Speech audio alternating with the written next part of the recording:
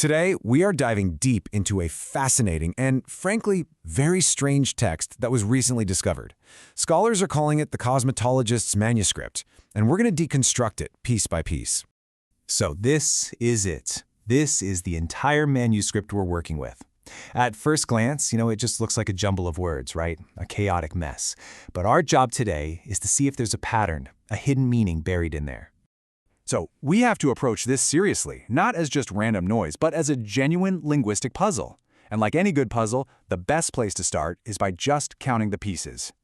Let's begin with a little quantitative analysis. Right off the bat, we've identified 38 distinct lexical units, or, 38 words in total. That's our baseline. It's a small number, which means every single word here probably counts for something. And wow, look at this.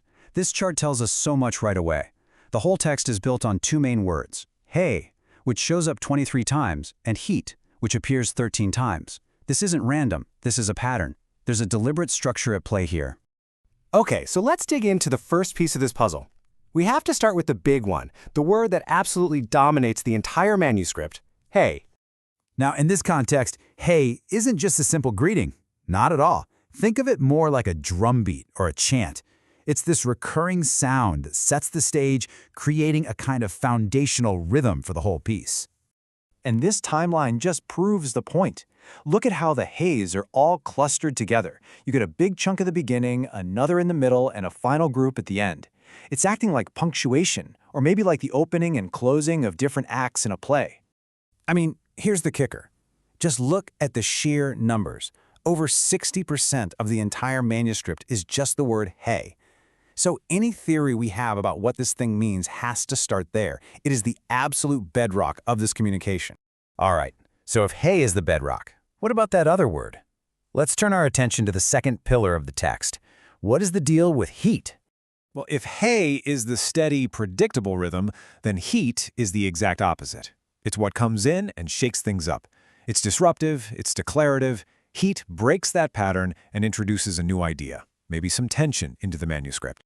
And right in the middle of all this heat, we find the single weirdest part of the entire manuscript. This one phrase, heat, heat, and heat. The repetition is one thing, but that single N in the middle, that's a profound mystery. So this is the big question, right? This N only shows up once. It's totally unique. Is it a typo? A pause? Maybe a connecting word like and? Because it's so unique, it feels incredibly important. It has to mean something.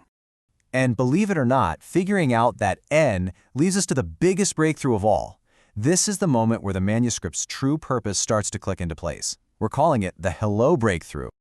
To understand it, we need to look very, very closely at the final few words of the text. There it is. Hello, heat. After all the rhythmic heys and all the tense heats, a totally new, completely clear word just appears. Hello. And that one word, it changes everything that came before it.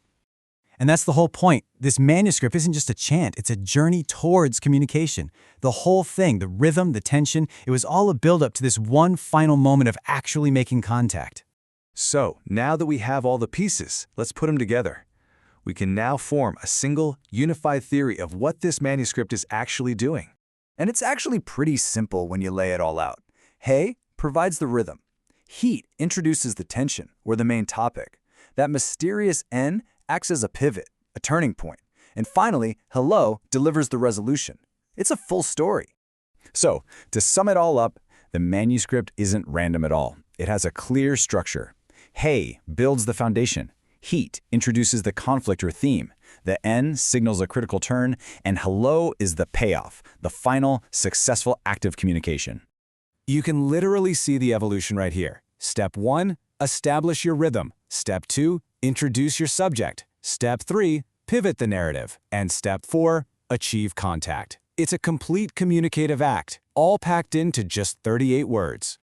And all of this leaves us with one last kind of mind-bending question.